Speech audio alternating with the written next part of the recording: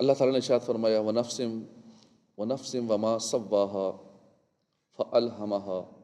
فُجُورَهَا وَتَقْوَاهَا قَدْ أَفْلَحَ مَنْ زَكَّاهَا وَقَدْ خَابَ مَنْ دَسَّاهَا،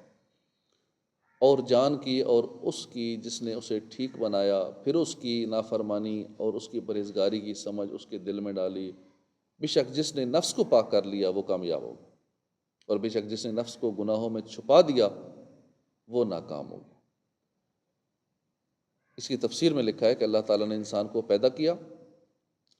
جسم و جان کا مجموعہ بنایا، ظاہری باطنی اوصاف عطا کیے، حق و باطل قبول کرنے کا ملکہ دیا، اس کے وجود میں خیر اور شر کی آویزش قائم کی، اچھائی برائی سمجھنے اپنانے کا اختیار دیا۔ اس تمام حقیقت کو مذکورہ آیات میں فرمایا گیا، جس کا خلاصہ یہ ہے کہ جان کی اور اس خدا کی قسم جس نے اسے ٹھیک بنایا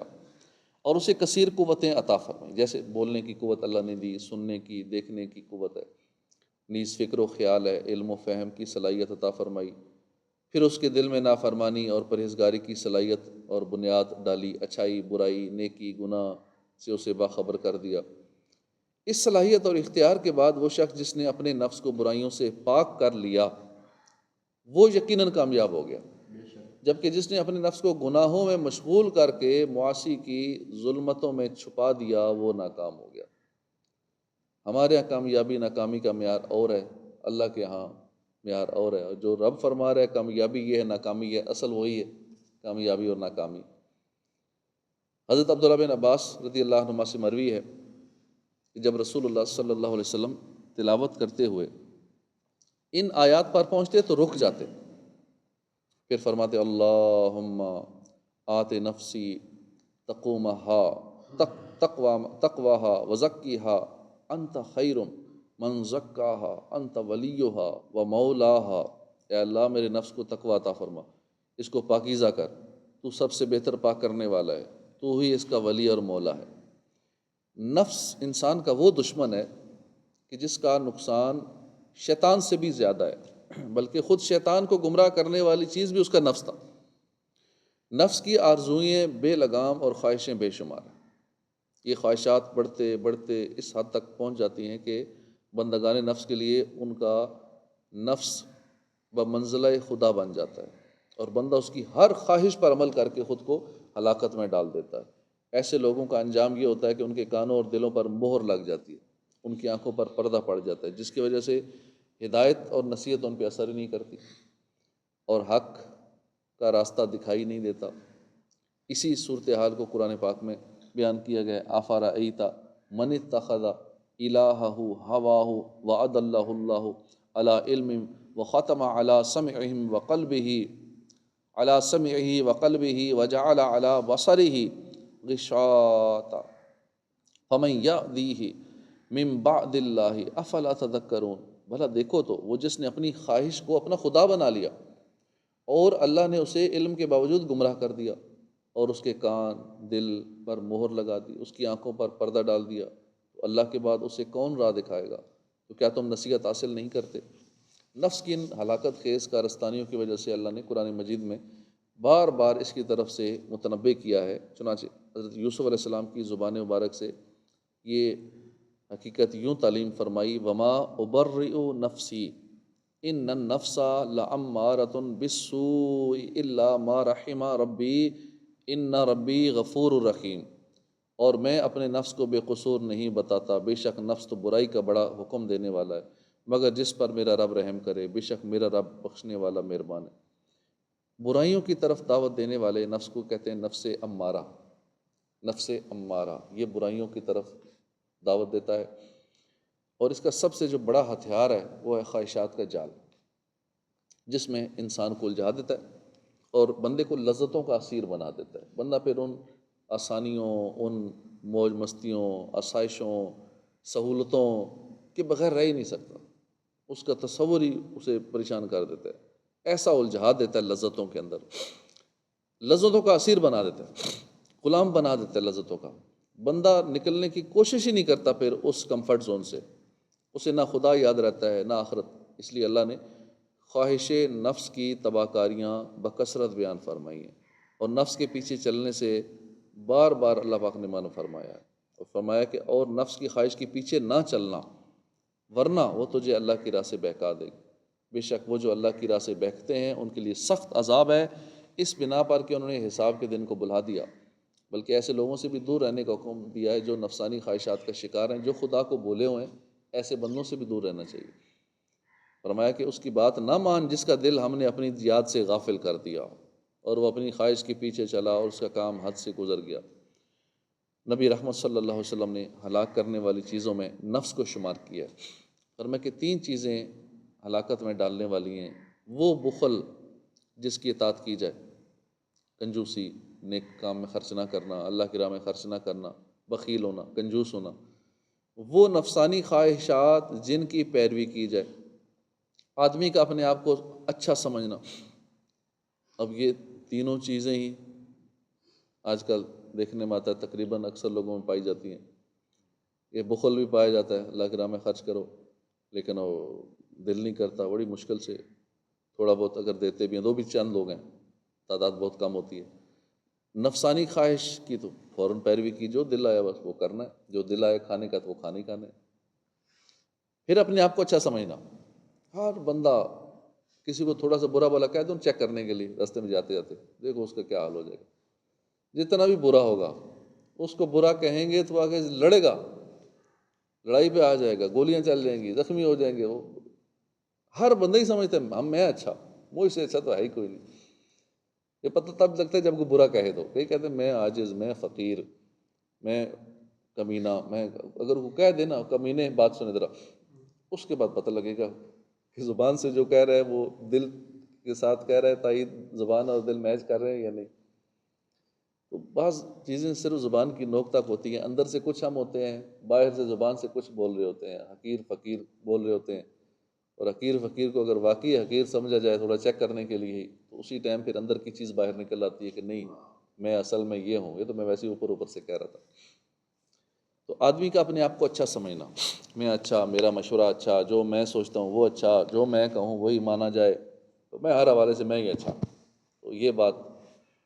ذہن سے نکال دینی چاہیے۔ ایک حدیث مبارک میں نبی کریم صلی اللہ علیہ وسلم نے نفسانی خواہشات اور انسان کی کیفیات کو اس قدر کھول کر بیان فرمایا کہ سمجھدار کے لیے وہ ایک حدیث ہی نفس کی شرارتوں سے بچنے کے لیے کافی ہے۔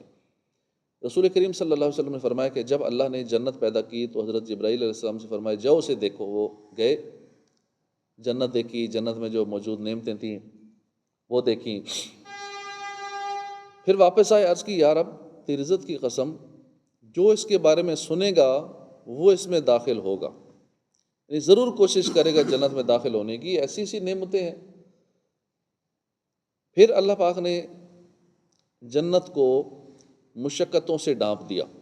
یعنی جنت میں جانے کے لیے شریعت کے احکام، مشقتیں برداشت کرنی ہوں گی۔ اور اللہ نے فرمایا جبرائیل جاؤ اسے دیکھ کر، وہ گئے، اسے دیکھا، واپس آئے، عرض کی یا رب تیری عزت کی قسم مجھے خطرہ ہے کہ جنت میں کوئی بھی نہیں جا سکے گا۔ پہلے جب جنت دیکھی کہا کہ ہر بندہ اس کے لیے کوشش کرے گا کیونکہ اس کے اندر فیسلٹیز ہی اتنی زیادہ ہیں، سہولتیں اتنی زیادہ ہیں، لیکن جب دوبارہ دیکھا نا کہ اس کو خواہشات سے ڈھانپ دیا گیا ہے، عرض کیا اللہ اس میں تو کوئی بھی نہیں جا سکے گا۔ اتنے راستے میں خواہشات ہیں، نفس کی لذتیں ہیں، یا رب تیری عزت کی قسم جنت میں تو کوئی داخل نہ ہو سکے گا۔ پھر جب اللہ نے جہنم پیدا کی تو جبرائیل سے فرمایا جاؤ دیکھو، گئے، دیکھا، واپس آیا، عرض کی یا رب تیری عزت کی قسم جو جہنم کے بارے میں سنے گا نا وہ جہنم میں نہیں داخل ہوگا، جہنم سے بچنے والے عمل کرے گا۔ پھر اللہ پاک نے اس کو لذتوں سے گھیر دیا، یعنی جو نفس کی ناجائز لذتوں میں پڑے گا وہ جہنم میں جائے گا۔ پھر اللہ نے فرمایا جاؤ جبرائیل دیکھو، گئے، واپس آئے، عرض کی یا رب تیری عزت کی قسم مجھے خطرہ ہے کہ جہنم میں جانے سے کوئی نہیں بچ سکے گا، سارے چلے جائیں،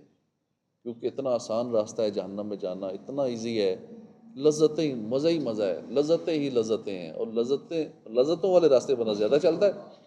مزے لینے کے لیے اس راستے پہ جائے گا سیدھا جہنم میں چلا جائے گا۔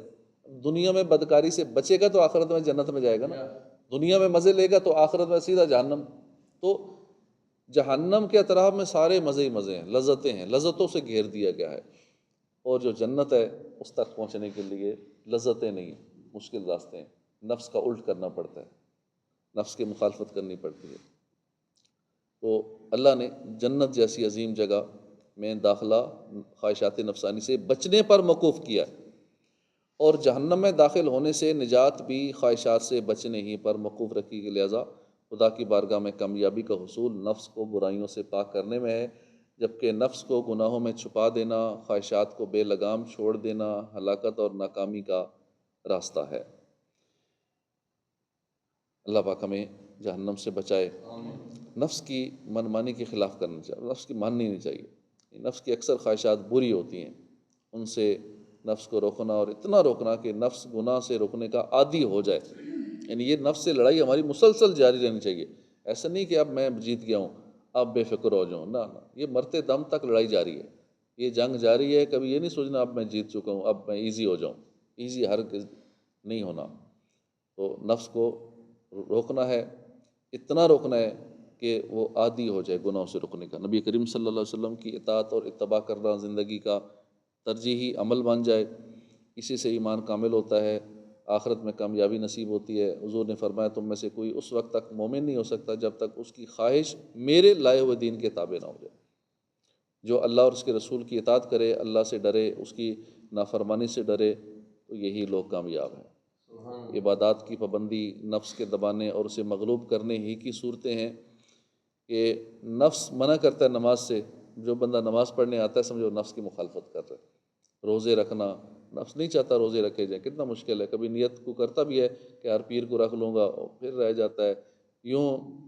کئی مہینے گزر جاتے ہیں، بندہ روزوں سے محروم رہ جاتا ہے۔ حالانکہ ہفتے میں 1 رکھنا، 2 رکھنا، یہ تو ویسے صحت کے لیے بھی اچھا ہے، اور لوگ کئی صحت کے لیے ڈائٹنگ کرتے بھی ہیں، نہیں کھائیں گے 12 گھنٹے 14 گھنٹے، اس لیے وہ ڈاکٹر نے منع کیا ہے، ڈائٹنگ کر رہے ہیں صحت کے لیے، خون ٹیسٹ کروانے، فلاں فلاں ٹیسٹ کروانے، اس لیے ثواب کی نیت سے رکھ لیں تو باقی فائدے تو سارے ویسے ہی حاصل ہو جائیں گے۔ وہ روزوں سے نفس منع کرے گا، زکوٰۃ دینے سے منع کرے گا، نیک کاموں میں خرچ کرنے سے منع کرے گا کہ پیسے کم ہو جاتے ہیں، تو یوں اس کی مخالفت کریں گے تو انشاءاللہ پھر کامیابی نصیب ہوگی۔ اب مثال کے طور پہ ابھی ٹیلی تھون مدنی چینل پہ اس کا اعلان ہوا، عطیات مہم، مدنی عطیات مہم جسے کہتے ہیں نا، چندہ جمع کرنے کی مہم جسے کہتے ہیں آسان لفظوں میں۔ اب اس کے لیے 10,000 کا ایک یونٹ امیر علیہ سنت نے اعلان فرمایا۔ اب 10,000 یکدم تو جھٹکا لگتا ہے، 10,000 کیسے دیں، کہاں سے دیں، لیکن جب بندہ دیکھتا ہے کہ اس 10 کے بدلے میں اللہ کی راہ میں لگے گا، نیک کاموں میں لگے گا، اس کے بدلے میں ملے گا بڑا کچھ۔ 10 جائے گا نہیں، یہ تو انویسٹمنٹ ہے اللہ کی راہ میں۔ 10 کے بدلے اگر اللہ نے وہ 700 دے دیا، میرے اخلاص ٹھیک ہوا، تو 10,000 ضرب 700 وہ اپنا حساب وہاں لے جائے گا، وہ کتنا بن جاتا ہے۔ تو اسی طرح آخرت میں بھی اس کا اجر ملے گا، اور اگر اخلاص زیادہ ہے تو پھر 700 بھی نہیں، پھر تو اللہ بے حساب دنیا میں بھی دیتا ہے، پھر آخرت میں بھی بے حساب دیتا ہے۔ جب یہ سوچ کے دے گا تو پھر اسے تکلیف نہیں ہوگی، پھر ٹھیک ہے 10,000 ایک یونٹ ہی ہے نا، خیر نہیں بھی ہیں تو مانگ کے دے دو، باقی نظام چلاتے رہیں گے۔ تو اس طرح کر کے ہمیں دینا چاہیے، جہاں بھی دینی کاموں میں، نیک کاموں میں خرچ کے لیے کہا جائے تو ہمیں جتنا ہو سکے پورا یونٹ دے دیں 10,000 کا، تو بہت اچھی بات ہے۔ زیادہ دینے والے بھی ہیں، اور اگر 10 بندے مل کے 1,000 کر کے ایک یونٹ پورا کر دیں تو وہ اللہ کے ولی کی دعا مل جائے گی، پھر نیک کاموں میں خرچ کرنے کے جو فضائل ہیں وہ حاصل ہو جائیں گے۔ اللہ توفیق عطا فرمائے، آمین بجاہ النبی الامین صلی اللہ علیہ وسلم۔